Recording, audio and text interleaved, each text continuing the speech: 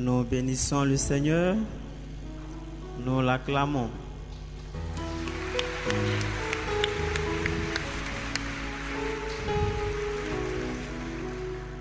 Je voudrais, à la suite du Père Richard, qui ce matin est rempli de l'onction de l'Esprit, pour son invitation.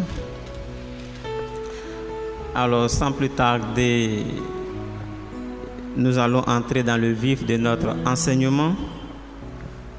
À la Noël anticipée pour les enfants à la cathédrale Sacré-Cœur de Grand Bassam, le mercredi 18 décembre 2002, ça fait 12 ans, nous avons enseigné les enfants sur la véracité de notre témoignage de la naissance du Christ à Bethléem en Judée. Si nous sommes rassemblés en tant qu'enfants pour célébrer la naissance du Christ, c'est que nous aussi nous sommes témoins de cet événement historique. Comment en effet être convaincu qu'un tel événement eut lieu? En parler, en célébrer la mémoire et le déroulement chaque année, si cela ne fait point partie d'un ensemble de faits vécus et commentés. Comment en effet parler de quelque chose dont on n'est pas témoin oculaire et auriculaire? Si on en parle, c'est qu'on est d'une manière ou d'une autre témoin. Dans notre cas, ce témoignage nous vient de l'Esprit de Dieu. C'est l'Esprit de Dieu qui pousse des adultes aussi bien que des enfants à se rassembler pour célébrer un événement historique qui, ma foi, imprime en nous des attitudes nouvelles vis-à-vis de nos coutumes traditionnelles et ancestrales, des comportements, des rituels et des rites nouveaux. En somme, une nouvelle vie selon l'Esprit de Dieu, l'Esprit Saint. Tel est l'enseignement que je donnais aux enfants ce jour-là, 18 décembre 2002. Ce matin, l'occasion nous est donc donnée de réfléchir, de méditer sur les actions de l'Esprit. Mieux, nous sommes invités à parler de la vie selon l'Esprit, qui n'est rien d'autre qu'une vie de témoignage au Christ et à ses œuvres de relèvement et de salut de l'homme, de tout le genre humain, féminin et masculin. Ce débat, cet échange, se situe dans le cadre de cette messe que nous voulons célébrer ce jour, 5 avril 2014, spécialement en l'honneur du Saint-Esprit, en ce lieu bien enchanteur à sa manière, choisi pour les besoins de la cause.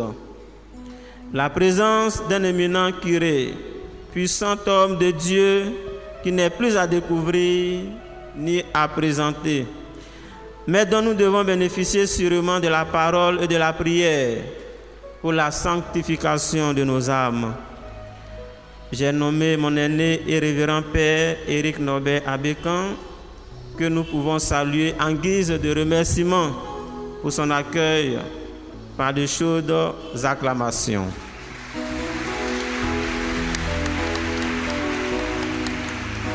Dans ce sillage, permettez, chers frères et sœurs en Christ, distingués invités, sympathisants et bienfaiteurs de cette bellissime paroisse encore en construction, en l'honneur de Notre-Dame de la Tendresse, permettez-moi, dis-je, que j'exprime ici et maintenant, en votre nom à tous d'une part, ma profonde gratitude au Père Richard Billet, initiateur de la fête de ce jour, pour l'acceptation de mon humble personne, pour donner l'enseignement de cette messe tant attendue et largement diffusée. En remplacement du révérendissime Père Basile Djodjo, recteur du Grand Séminaire Sainte-Marie d'Aniamant, empêché, qui m'a chargé de vous saluer dans le Seigneur.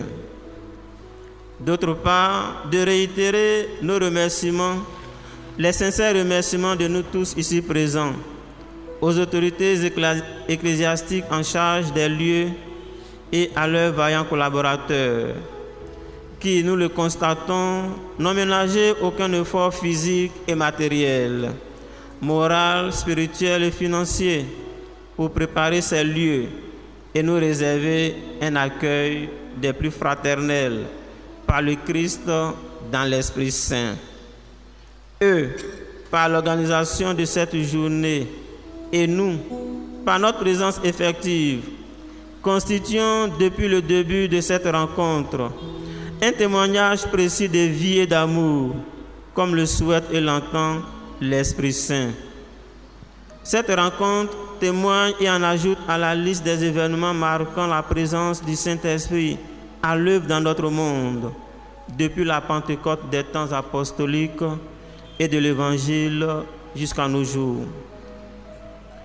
Dans l'Évangile de Jésus-Christ, selon Saint Luc, chapitre 1er, versets 1 à 2, nous lisons: Plusieurs se sont appliqués à composer un récit des événements qui ont eu lieu parmi nous, tels qu'ils nous ont été transmis par ceux qui en furent les premiers témoins et qui par la suite sont devenus serviteurs de la parole.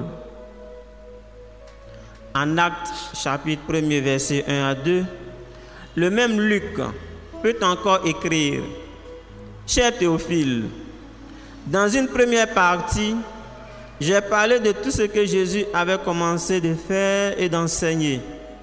À la fin, il donnait par l'Esprit Saint ses interventions aux apôtres qu'il avait choisis, et il était enlevé au ciel. On pourrait poursuivre la lecture de ces passages pour nous rendre compte que l'Esprit Saint est à l'œuvre et fait de Luc un témoin des événements de Jérusalem dans les années 30 de notre ère. Vivre de l'Esprit, c'est être témoin des événements concernant Christ. Dès lors, comment comprendre que l'Esprit Saint fasse de nous des témoins d'événements dont nous ne sommes ni acteurs, ni contemporains, ni de près, ni de loin? Nous orientons la réponse à cette interrogation autour de 3 points. Premièrement, qu'est-ce qu'un témoin? Parce que je l'ai dit tout à l'heure, la vie selon l'Esprit Saint n'est rien d'autre que la vie de témoignage en faveur du Christ et de son œuvre de rédemption de tout homme. Premier point, qu'est-ce qu'un témoin? Qui appelle-t-on témoin et que fait un témoin? Deuxièmement, qu'est-ce que l'Esprit et l'Esprit Saint? Qu'est-ce que l'Esprit et l'Esprit Saint?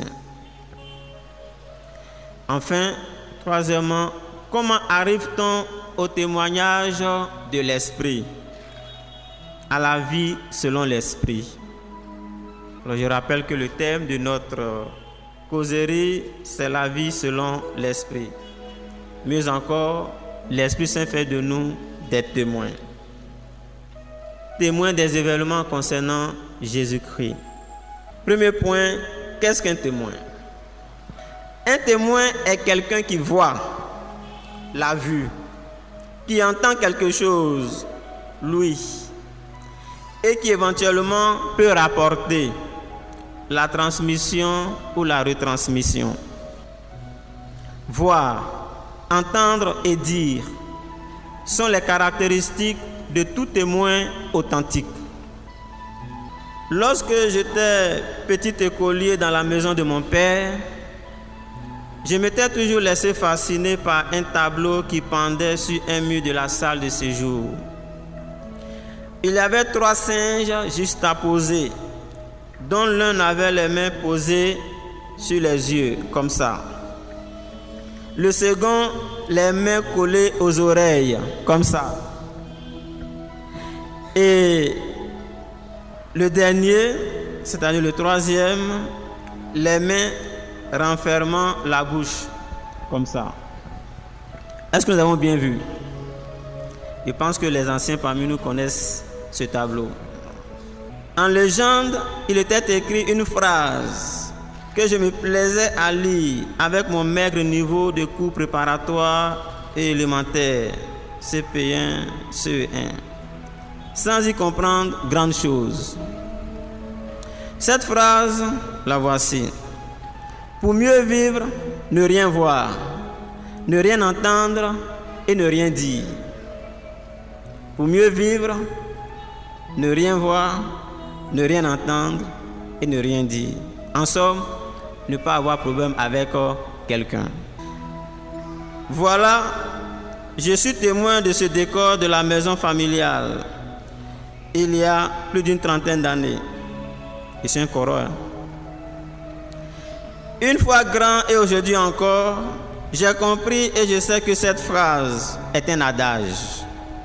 Un adage qui n'a pas un esprit chrétien et se révèle catégoriquement opposé à l'attitude d'un témoin du Christ. Car avec l'Esprit Saint donné le jour de la Pentecôte, nul ne peut voir et entendre sans rien dire et se taire, comme en témoigne 1 Jean 1, 3 à 4. Ce que nous avons vu et entendu, nous vous l'annonçons à vous aussi, afin que vous aussi vous soyez en communion avec nous. Or, notre communion est avec le Père et avec son Fils Jésus-Christ. Et nous vous écrivons ces choses afin que votre joie soit parfaite. Afin que votre joie soit parfaite. Oui, afin que votre joie soit parfaite. La vie selon l'Esprit est une vie joyeuse. Le voir, l'entendre et le dire, voilà ce qui fait un témoin. Le témoin, c'est donc celui qui voit, qui entend et qui dit ce qu'il a vu et entendu, afin que sa vie soit heureuse. Rappelez-vous la visite de Marie à sa cousine Élisabeth. Désormais, tous les âges me diront bienheureuse. Le témoignage est différent du commérage, des racontards, qui, a commenté le pape François, constitue avec l'amertume deux sentiments présents dans le cœur de la personne jalouse. Un témoin n'est jamais un jaloux. Les commérages divisent la communauté, détruisent la communauté. Ce sont les armes du démon, a mis en garde le pape dans son homélie du jeudi 23 janvier 2014, en commentant la jalousie de Saül face à la victoire de David contre Goliath. 1 Samuel 18, 6 à 9 et suivant. Le sens que nous donne le dictionnaire invite à découvrir le témoin dans plusieurs domaines. En justice, en sociologie, dans l'administration, en religion, dans la société, en guise de reconnaissance, dans un rapport d'opposition, dans le domaine de la construction et en biologie. En justice, le témoin est celui qui est appelé à faire connaître ce qu'il sait d'une affaire. Témoin à charge qui parle contre un accusé. Témoin à décharge qui parle en faveur d'un accusé. Le faux témoin ne dit pas exactement ce qui s'est passé, ou il dit ce qu'il n'a pas vu ou entendu. En sociologie, le témoin est quelqu'un qui étudie son milieu, la société, et rend compte de ses observations. Les Ivoiriens, dit-on, aiment la paix, la tranquillité, par exemple. Les Ivoiriens font bon accueil aux étrangers, et cela est bien attesté dans l'hymne national. Paix et joie. Alors ceux qui pensent le contraire, nous nous inscrivons en faux. Vous êtes d'accord avec moi? Bon, pays d'hospitalité. Dans l'administration, personne qui assiste une autre dans certains actes comme le mariage pour garantir leur authenticité, leur véracité et leur sincérité. En religion ou en spiritualité, personne qui par ses actes prouve l'existence de quelqu'un ou de quelque chose. Exemple, des martyrs prouvent l'existence du Christ. Ceux qui meurent pour le Christ prouvent que le Christ a bel et bien existé et il est mort de la même manière qu'eux. En guise de reconnaissance, certains actes prouvent la notoriété ou la passivité ou l'effacement de quelqu'un. Certains grands présidents en témoignent ses actes, ses discours et son parcours. Certains grands généraux en témoignent ses victoires de guerre. Donc, en guise de reconnaissance. En opposition, un témoin se dit de ce qui permet une comparaison, un contrôle avec une autre chose analogue. Exemple, une villa témoin pour les jeux de la Lonassi, millionnaire à l'époque. Lampe témoin d'un appareil électrique. En construction, dans le domaine de la construction, le témoin est une plaquette de plâtre qu'on place sur une fissure et qui permet de constater son éventuel élargissement. Enfin, en biologie, se dit témoin un animal ou un végétal. C'est pas Johnny Lafleur, hein?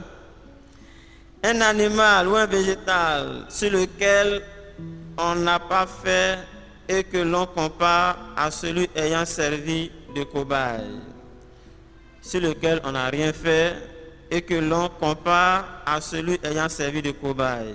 Par exemple, une souris témoin. Bon, un dernier domaine, en sport. En sport, le témoin est un bâton que des équipiers se passent pendant une course de relais. Voici donc, chers frères et sœurs, les différentes approches que nous pouvons faire du vocable témoin. En ce qui nous concerne, voir, entendre et dire constituent les caractéristiques d'un témoin, du témoin chrétien.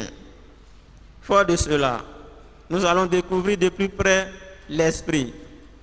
Qui est l'Esprit Saint? Deuxièmement, la question posée, c'est qu'est-ce que l'Esprit Saint? La question qu'est-ce que l'Esprit Saint est dégradante et chosifiante. Vous savez pourquoi? La foi de l'Église et le credo en particulier professent que nous croyons en l'Esprit Saint qui est Seigneur et qui donne la vie. L'Esprit Saint est donc une personne divine et non pas une divinité séparable du Père et du Fils.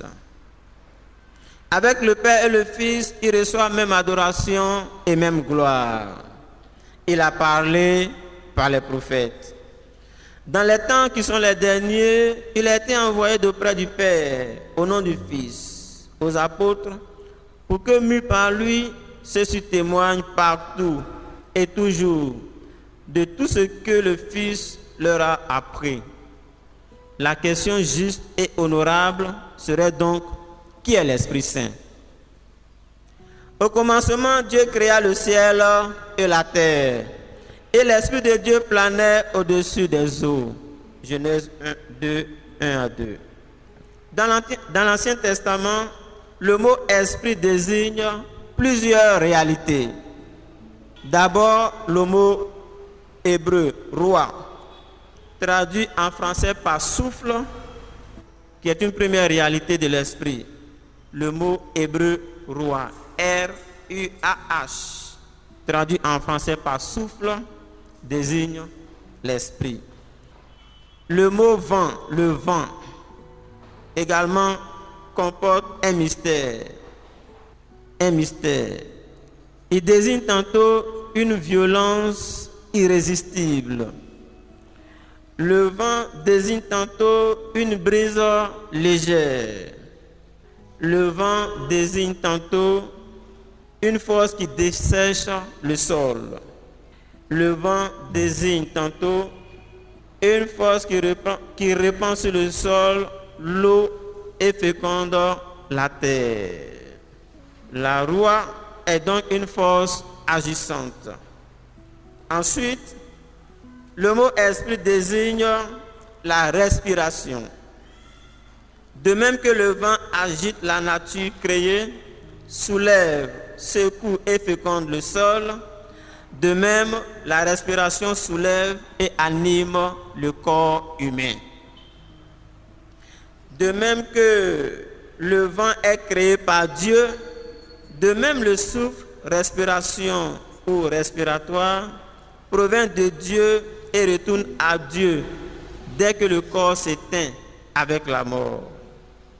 Si le souffle du vent disparaît ou s'apaise ou diminue, celui de l'homme s'apaise ou s'éteint pour rejoindre Dieu. En somme, le vent, souffle naturel et le souffle respiratoire tiennent leur origine de Dieu, avec chacun une fonction particulière. Tant que l'homme est en vie, son souffle respiratoire fait de sa chair inerte un être agissant. Tant que l'homme est en vie, son souffle respiratoire fait de sa chair inerte un être agissant. Tout comme l'intensité du courant électrique, le souffle de l'homme augmente ou diminue en fonction des événements en sa présence. Le souffle s'exprime par la peur, un fort battement du cœur. Genèse 41, verset 8. Le souffle s'exprime par la colère, par un échauffement du cœur. Le souffle, je disais, s'exprime par la peur, c'est-à-dire un fort battement du cœur. Le souffle s'exprime par la colère. Le souffle s'exprime par la colère, c'est-à-dire un échauffement du cœur. Juge 8, verset 3. Le souffle s'exprime par la joie, c'est-à-dire un grand soulagement. Le souffle s'exprime par la joie, c'est-à-dire un grand soulagement intérieur qu'on exprime à l'extérieur. Le souffle exprime le bonheur, c'est-à-dire la fierté. La fierté. Alors je disais, le souffle exprime la joie, qui est un grand sentiment de soulagement, d'une paix intense, d'une vie en rose. Le souffle respiratoire prend la forme ou la nature de l'événement en face. Oui, le souffle de l'homme prend la couleur des événements en face. La mort, le mensonge, la victoire, etc. L'esprit de l'homme prend la nature de ce qu'il voit et s'exprime en fonction de cette nature. Alors Saint Paul dit, soyez joyeux avec ceux qui sont dans la joie et pleurez avec ceux qui sont dans l'amertume. Le souffle de l'homme réagit devant ce qui lui a été donné de rencontrer. Le souffle de l'homme, voilà ce que l'homme a de plus cher. Oui, notre unique richesse, c'est notre souffle, c'est notre respiration. Sinon, qu'est-ce que notre argent sans notre respiration? Étant entendu que cet argent et ces immeubles n'ont de valeur que face à notre respiration. Comment donc ne pas dire, exprimer ce que notre âme, notre souffle a vu ou entendu? Si notre souffle, notre roi, c'est-à-dire notre esprit, notre respiration qui constitue notre unique richesse, ne peut s'exprimer face aux vérités et aux contingences qui se présentent à elle, ou à lui selon qu'on prend le souffle ou la respiration. Si donc notre souffle est incapable de retranscrire ce qu'il voit et entend, qu'a-t-il de plus à faire de l'existence humaine? Si, et s'il est vrai que notre respiration épouse comme le caméléon les réalités en face et agit selon elles, l'on ne comprendrait pas pourquoi l'esprit humain resterait muet devant les événements intervenus en Israël au sujet de Jésus de Nazareth. Si et s'il est vrai que le souffle de l'homme constitue son unique richesse, richesse qu'il faut exprimer à travers les actes et des paroles, pourquoi ne pas exprimer cette richesse par des témoignages vrais et bienfaisants? Dans l'Évangile, Saint Jean écrit ceci sous la base de son inspiration. Tout cela a été mis par écrit pour que vous croyiez que Jésus est le Christ, le Fils de Dieu. Et si vous croyez, vous aurez la vie par l'effet de son nom. Jean 20, 30 à 31.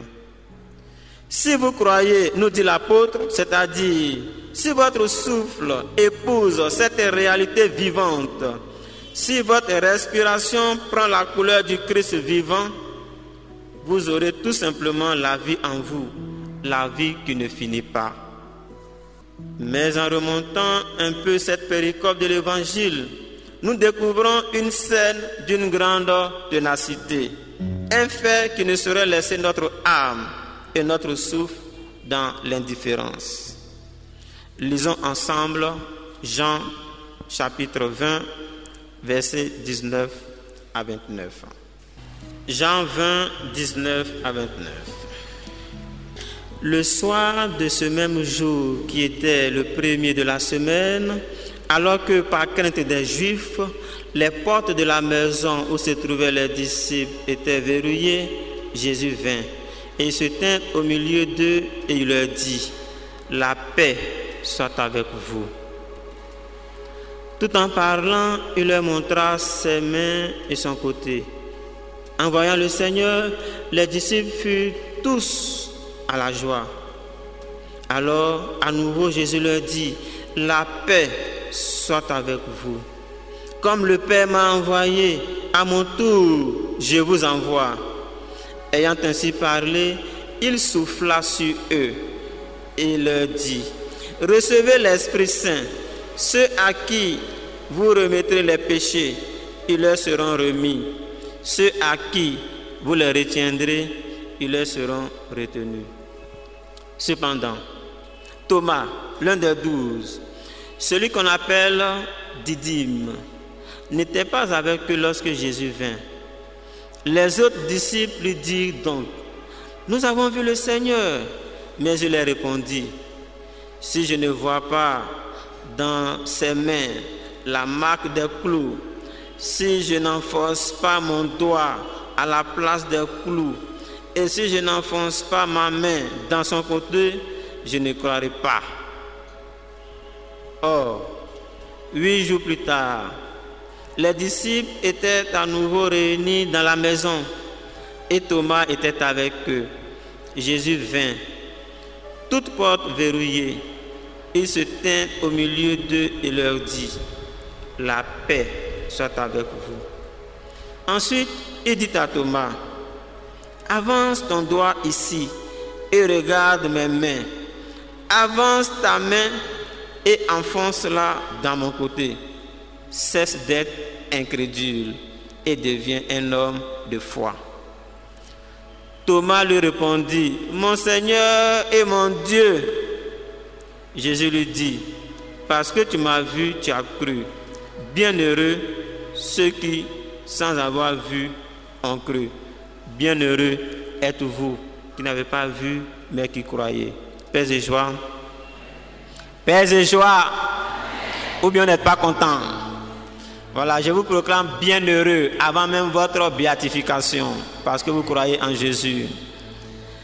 Toute proportion gardée, ce passage d'évangile nous plonge dans une attitude de témoin et de témoignage.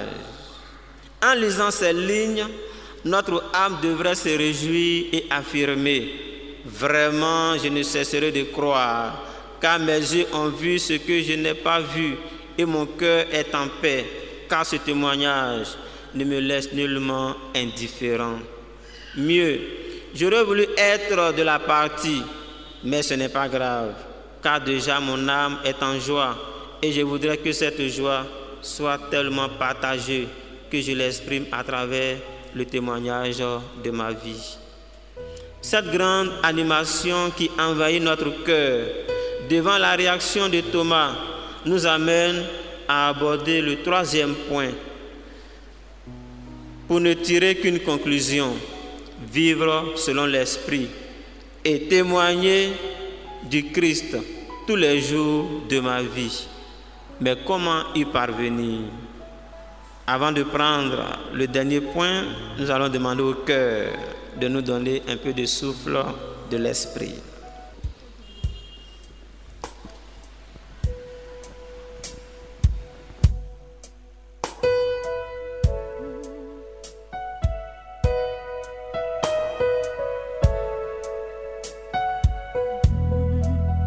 Esprit de Dieu, de sainteté, de gloire. Esprit de Dieu, de sainteté, de gloire. Nous avons besoin de toi, Esprit de Dieu. Nous avons besoin de toi, Esprit de Dieu. Conduis-nous, conduis-nous, conduis ton peuple par ta puissance. Conduis-nous, conduis-nous, conduis ton peuple par ta puissance. Oui, restons-nous, restons ton peuple par ta puissance. Oui, restons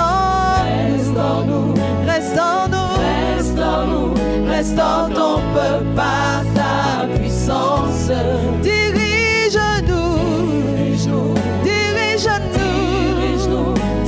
ton peuple par ta puissance.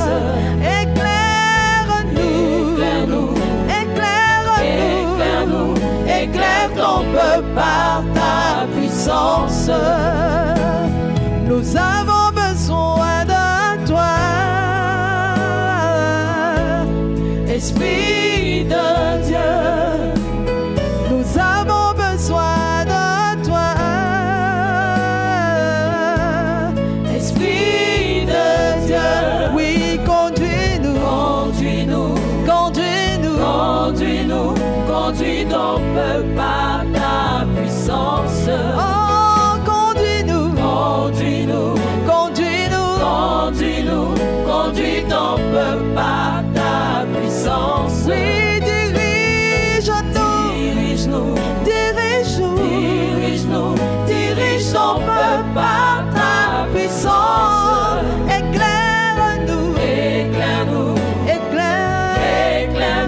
Éclaire ton peuple par ta puissance.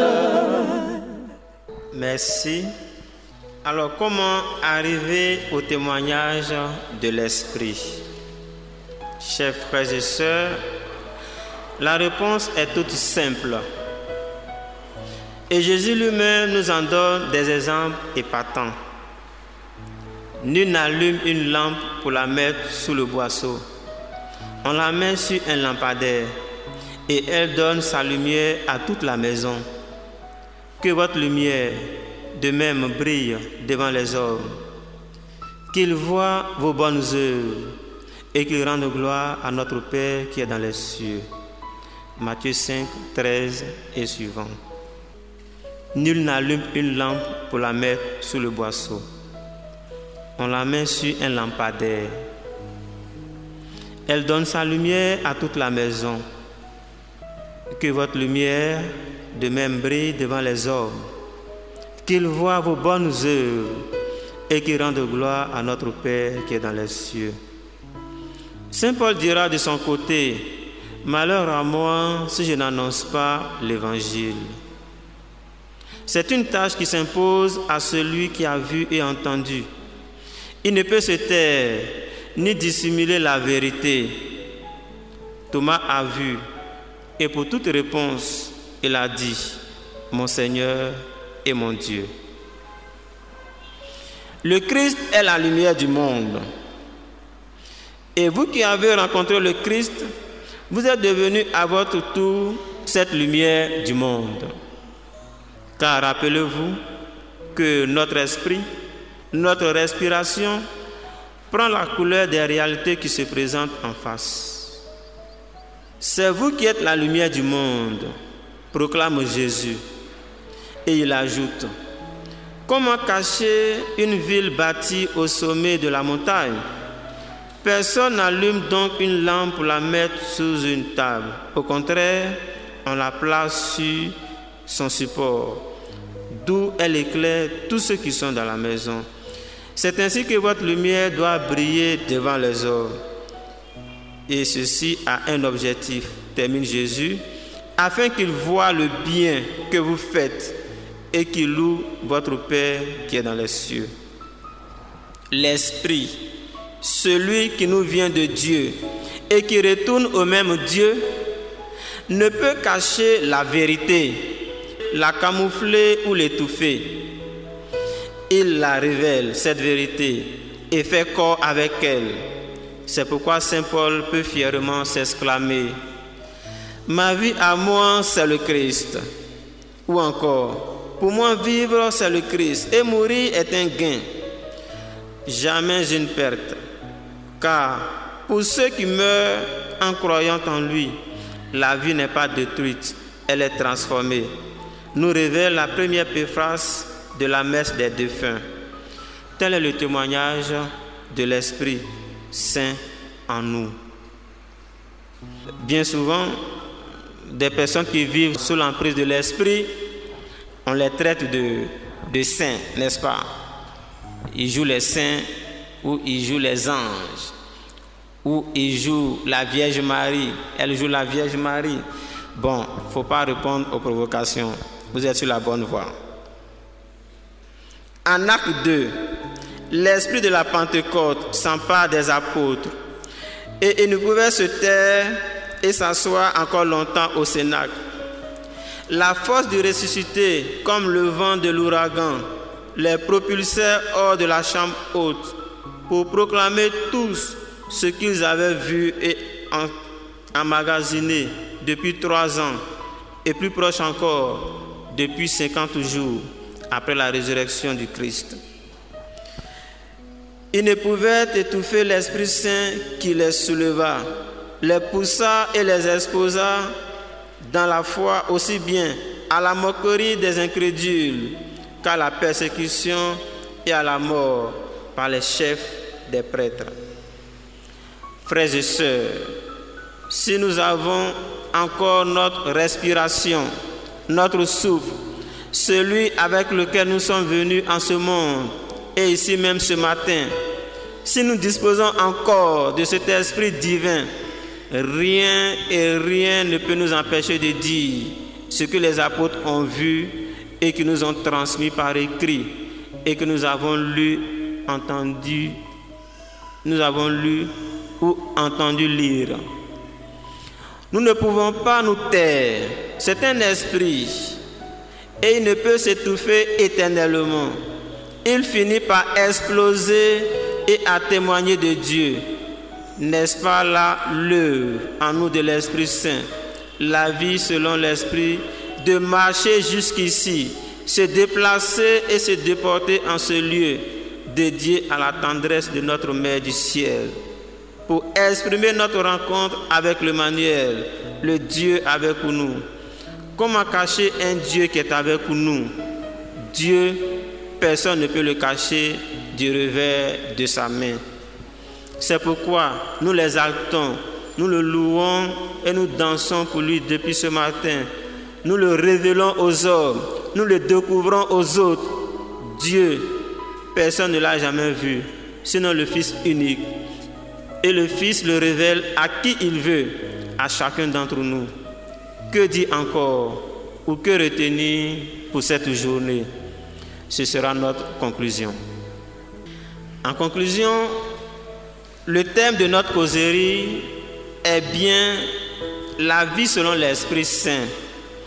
Et notre but était de montrer que cette vie selon l'Esprit Saint n'est rien d'autre que le témoignage à rendre à Jésus-Christ dans son œuvre de sauver tous les hommes de l'inclination au mal. Témoigner, c'est donc voir ce que Jésus a fait pour relever l'homme et passer partout en faisant le bien. Entendre ce qu'il a dit pour encourager l'homme à revenir de tout son cœur vers Dieu son Père. Et enfin traduire dans notre vie de chaque jour ce que nous l'avons vu faire et entendu dire, pour que tout autour de nous, les hommes et les femmes, les enfants, les adolescents et les jeunes, les adultes et les vieillards se relèvent et louent Dieu. Qu'ils se relèvent et louent sans cesse Dieu, malgré tout, dans les limites conscientes de ce qui fait le lot quotidien de notre marche sur cette terre.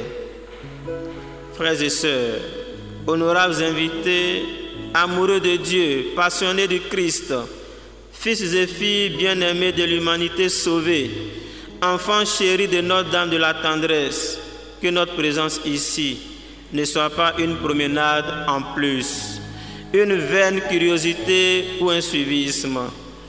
Que notre présence soit une véritable révélation de Dieu aux hommes, un véritable témoignage de notre rencontre avec le Dieu vivant, l'Emmanuel.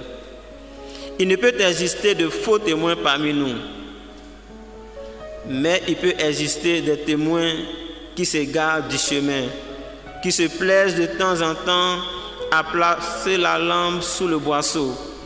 Cela n'est que la ruse du diable. Ne l'écoutons pas. Prenons courage et gardons notre lampe allumée sur la colline.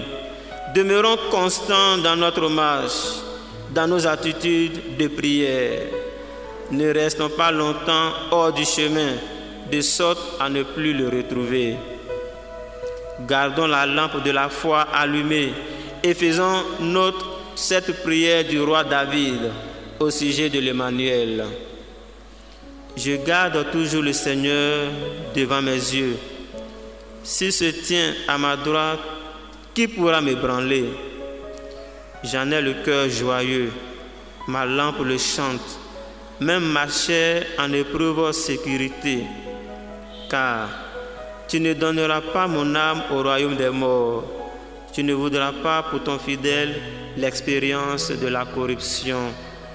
Tu me feras connaître le chemin de la vie, une plénitude de joie en ta présence. Psaume 15, verset 2 et suivant. Frères et sœurs, c'est à cette vie pleine que notre témoignage chrétien appelle une vie remplie de joie, d'espérance et d'amour. Que Dieu Tout-Puissant, Père de notre Seigneur Jésus-Christ, nous y aide et nous garde fidèles à lui aujourd'hui, dès encore maintenant et pour toujours, lui qui règne pour les siècles des siècles.